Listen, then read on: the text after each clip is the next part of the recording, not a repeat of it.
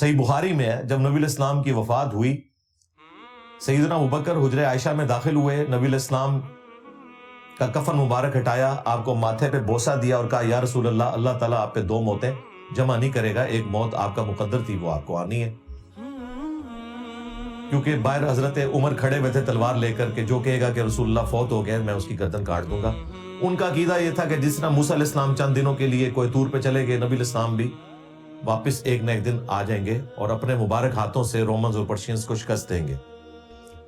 لیکن اس زمانے میں علم غیب نہیں تھا، نہیں پتا تھا صحابہ کرام کو کہ یہ جو فتوحات ہیں یہ خلفائے راشدین کے دور میں ہونی ہے، حضور کی اپنی زندگی میں نہیں ہونی، کیونکہ اس زمانے میں تو علم غیب نہیں ہوتا تھا، وہ نبی کو جتنا بتایا جائے بس اتنا ہی ہوتا تھا.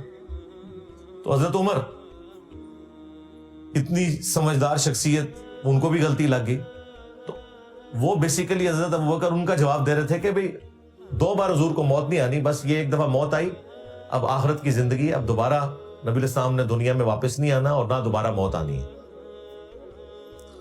پھر باہر نکلے اور لوگوں سے کہا کہ عمر کو اس کے حال پہ چھوڑ دو. لوگ حضرت ابوبکر کی طرف متوجہ ہوئے. حمد و صلات کے بعد پہلا جملہ جو انہوں نے بولا وہ تو میرے بھائی اسعد رضوی صاحب ابھی بھی بیان نہیں کر سکتے. ایگزیکٹلی بیان کریں اور اس کا ترجمہ ذرا عوام الناس کو بتا دیں اور اس کی ذرا تشریح بھی کریں. الا من کان یعبد محمدا فان محمدا قد مات. کان کھول کر سن لو، تم میں سے جو بھی محمد کی عبادت کرتا تھا جان لے کہ محمد مر گئے. فَإِنَّ مُحَمَّدًا قَدْ مَاتَ. وصال شریف فرما گئے، وفات شریف فرما گئے نہیں، مر گئے. وَمَنْ كَانَ يَعْبُدُ اللَّهِ. اور جو کوئی اللہ کی عبادت کرتا تھا وہ جان لے فَإِنَّ اللَّهَ حَيٌّ لَا يَمُوتُ. تو بے شک اللہ تعالیٰ زندہ ہے، اسے کبھی موت نہیں آئے گی.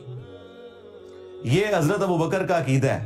مجھے بتائیں یہ کس بریلوی کا عقیدہ ہے اور کس بریلویوں کے مولوی کا عقیدہ ہے؟ اس میں تو صراحتاً گستاخی ہے ان کے نظریے کے تحت، کیونکہ اس میں سب سے پہلی تو بات یہ کہ یہ دعوی جھوٹ ہے کہ صحابہ کرام حضور کی عبادت کرتے تھے. حضرت ابوبکر نے کہا نا تم میں سے جو محمد کی عبادت کرتا تھا جان لے کہ محمد مر گئے اور اللہ کو موت نہیں آئے گی، وہ ہمیشہ زندہ رہے گا. تو صحابہ میں تو کوئی عبادت نہیں کرتا تھا. یہ تو فرضی جملے بولنے کو گستاخی شمار کرتے ہیں. حضرت ابوبکر نے تو فرضی جملہ بولا جو عقیدہ ہے ہی نہیں تھا، ایون آج بھی نہیں ہے کہ کوئی رسول اللہ کی عبادت کرتا ہو. لیکن حضرت ابوبکر کو پتا تھا کہ بس میں نے اس وقت اگر استقامت دکھائی تو محمد رسول اللہ کو عیسیٰ ابن مریم بننے سے میں روک لوں گا، کیونکہ انہوں نے حضور سے سن رکھا تھا. صحیح بخاری میں یہ حدیث ہے، دیکھنا میری شان کو اس طرح بلند نہ کرنا جس طرح نصارہ نے اپنے پیغمبر کو بڑھا دیا. میں اللہ کا بندہ اور اس کا رسول ہوں، مجھے اللہ کا بندہ اور اس کا رسول ہی کہنا. یہ رسول اللہ کی کامیابی ہے کہ ان کی میت کے اوپر حضرت ابوبکر صدیق رضی اللہ تعالیٰ عنہ مصطفیٰ جان رحمت پہ لاکھوں سلام نہیں پڑھ رہے بلکہ توحید بیان کر رہے. الا من کان یعبد محمدا فان محمدا قد مات.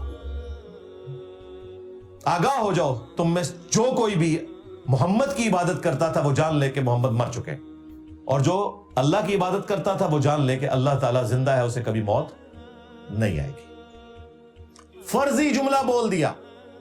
کہتے ہیں انجینئر صاحب کتوں جملے بول دینے جتوں حضرت ابوبکر بول دے سن. ظاہر ہے کوئی بھی سمجھدار بندہ بات سمجھانے کے لیے اس لیول پہ اترے گا جس لیول پہ اترنا اس دور کی ریکوائرمنٹ ہوگی.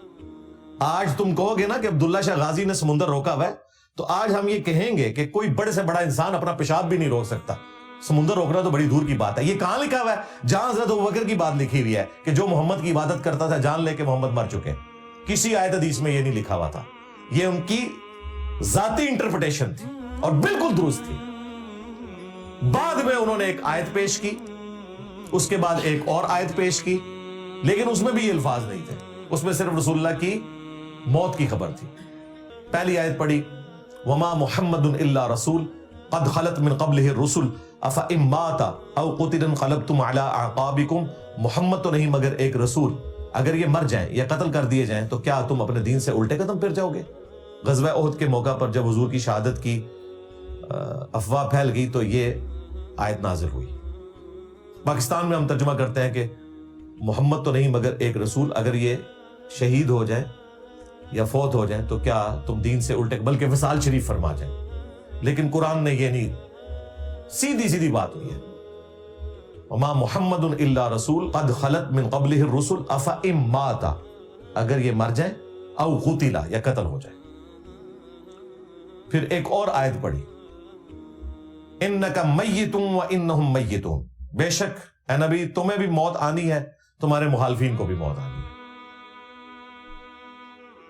یعنی آیات بعد میں پڑھی ہے، اپنا جملہ پہلے بیان کیا ہے.